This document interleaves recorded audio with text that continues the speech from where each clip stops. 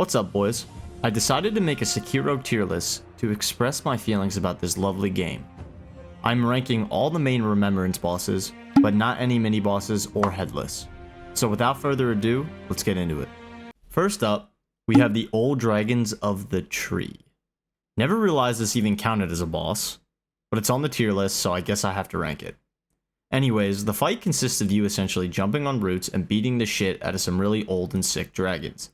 Realistically, they're just a bunch of shriveled up ball sacks that stand in the way of the real boss. Nothing really happens, and if you even get hit by one of them, you need to uninstall. So I put them in D tier. The boss following the old dragons is the Divine Dragon. Following such a disappointment of a first phase boss, we make our way to an absolute cinematic masterpiece. This fight is important because it's the fight needed to go get the dragon tier, which I definitely know the significance of towards the end of the game. The only problem is that he fights with the strength of a 5th grader, and he gives you branches to jump on just to kill him. My gym teacher could probably win this fight. However, the boss design and arena are actually really cool, which brings up its score a lot. So really, this fight is a lot like me. A disappointment that should have stayed in the womb. Anyways, I'd give the Divine Dragon C tier. Next, we have everyone's favorite boss, the Demon of Hatred. The Demon of Hatred is an optional boss following your arrival back from killing the Divine Dragon. He's probably one of the hardest bosses in the game due to his extremely high health, attacks that seemingly you can't dodge for some reason, and because he literally is the most terrifying creature I've ever laid my eyes on. This piece of shit is literally one of the most unfair bosses, especially on your first playthrough of him. That is, until you figure out that you can just stick by his ass cheeks the entire fight and hit him as you please. This motherfucker is in the wrong game, respectfully. It's by no means a bad boss, but I'd still give him a B tier. Now we have the Great Shinobi Owl. This fight is the worst of the two fights you have with your adoptive father that seems to always be compensating for something. Following a choice he presents to you, you can either follow him or abandon the Iron Code. In order to fight him, you have to abandon the Iron Code and the kid your character has been in love with the entire game. Pause. In truth, he's a really fun boss to fight. He's got the right amount of difficulty and the right amount of bullshit since he fights just like you. His attacks are fair and he has a lot of posture, so it feels like a real deal battle. I'll also love how in between phases he gets on his knees ready to give you. I just hate his bullshit balls that make you not be able to heal for a long time. There isn't much to say about him except he's a good boss and one that gave me a good amount of challenge with my first playthrough. A tier. Next up is Gyobu Oniyawa.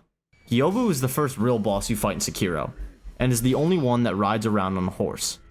He's got some fun attacks, and they all are pretty easy to deflect, even as you're learning for the first time.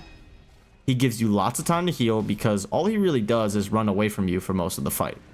He also gives you a lot of false hope for the rest of the game, as you think it can't be that hard later if this guy went down so quick. The worst part is that after you kill him, you basically leave his horse fatherless. Kinda like you, actually. He deserves a respectable slot in C tier. Now we have Sword Saint Isin, and his inner version. This is the final boss in the game, and unequivocally one of the best fights in the whole of Sekiro. He takes every mechanic and idea in the game and throws it into one fight for you to master. The first time you ever try Isin, you'll probably want to cut your own sack off, due to him saying his famous line every time you kill him. He probably says hesitation is defeat more times than my parents have said they love me. Funny enough, hesitation is defeat, and once you start trusting yourself, the fight gets easier and easier. In the end, this brother taught me life tips in a video game. His introduction is also incredibly gross but mesmerizing. His inner version is very similar, just a couple more moves that are really hard to dodge, and his black Amaterasu fire that does damage no matter what you do to stop it. They are easily my favorite bosses in the game, no question, and I have to put them both in S tier. Next we have the baddie, Emma the Gentle Hand. Emma the Gentle Blade. In the ending where you choose to obey the Iron Code, you are greeted with Emma, the girl that you fed gourd seeds to for all of her screen time. At this point of the game, you are pretty well versed in the combat of Sekiro, so Emma is kind of a breeze to say the least. The only notable thing she does is occasionally grab you from 200 yards away, and honestly, I kinda like it because I like to be held once in a while. She's really just the first phase for the Isin fight, but, you know, she's a C tier for me. Following Emma, we have the other version of Isin, Isin Ashina. He steps in after you literally shove your sword through Emma's throat. Isin was old enough that he played cards with the Mesopotamian society, but he does not fight like it. This dude was extremely hard for me on my first playthrough, particularly his second phase, where he brings in fire after every attack that seems to always graze me no matter where I go. His one mind attack is also the coolest move in the game, arguably, and when you deflect all of it flawlessly, you get the satisfaction your ex-girlfriend could never give. He's a hard boss, but also a very good one. I'd put him in the A tier. Next we have Guardian Ape. Respectfully, fuck this guy. He was a nightmare to play against on my first playthrough. At first, he seems impossible to kill because he is incredibly fast and hits like a Ford F-150.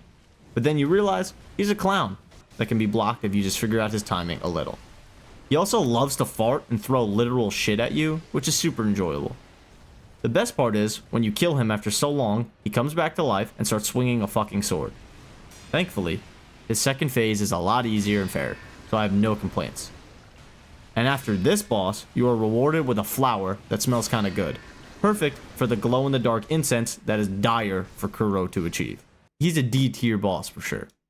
Now we have the Headless Ape. Nah, but seriously, this is the worst boss in Sekiro. First phase is a boss we already fought, that's pretty easy, but then his second phase, he decides to call on his boy to come in and help suck you dry. Sekiro is a game that is not meant for dual bosses, and this boss does not do that any justice. Even with using firecrackers, mortal draw, or whatever, he's still fucking hard and unfair. The only time I ever fought him was to get max prayer beads since he dropped 2 of them and it blew. The worst is when you accidentally do things in the wrong order and have to face him to get to the corrupted monk fight in Mibu Village. I hate this boss with my entire being and will stand by it being the worst forever. Next, we have the foster father fight. This fight is phenomenal, and again, one of the hardest in the game.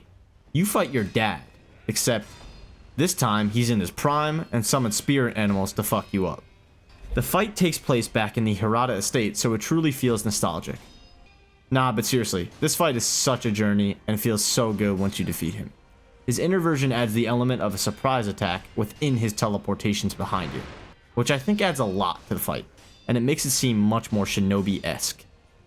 To get to this fight, it takes a lot of setup that can only be done while following a YouTube tutorial, however. I think it's fair to put both of them with Isin up in S tier. Corrupted Monk.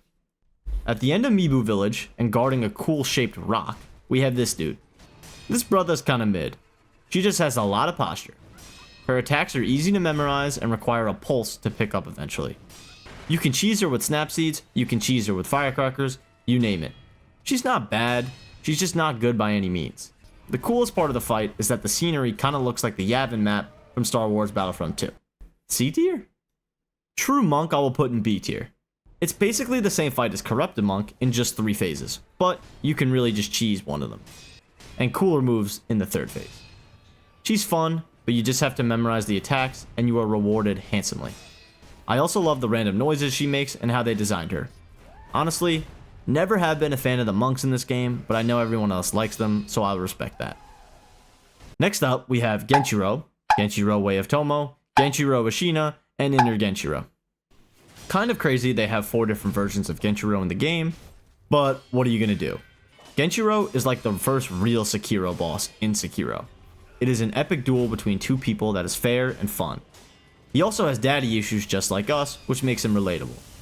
The 2 lightning versions of Genshiro are also fun because the lightning deflect is easily one of the most fun mechanics in the game. His fight is like a tap dance that teaches you rhythm, aggression, and sometimes patience. Though he is quite easy after a couple tries, the inner version is even better in my opinion because he gets these fun moves that are as good looking as Emma and hard to block like my I'd put all the versions of Genshiro besides Inner Genshiro in B tier, and then Inner Genshiro up in A tier. Next up, we have Lady Butterfly. She's alright I guess. She's a little old for my taste personally, but seriously, she's kinda mid. She's not that hard and her illusions aren't really that good or effective. You just have to run around or pop a snap seed. She fights kind of like Owl in that she does these cheap throws and jukes, but she doesn't hit hard and is easy to parry.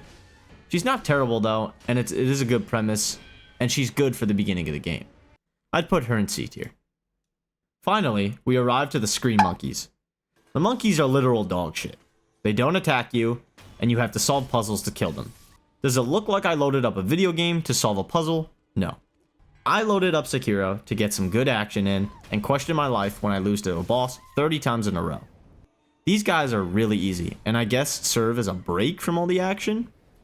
Funny enough, these guys take me a while because I refuse to commit to learning the tricks and just chase them around for 20 minutes, hoping I get lucky. Or because I have an IQ of 12. Anyways, throw them in D tier. That's it for my rankings. Let me know what you guys think and if you disagree or agree. Just remember that I am right and I am incapable of being wrong ever.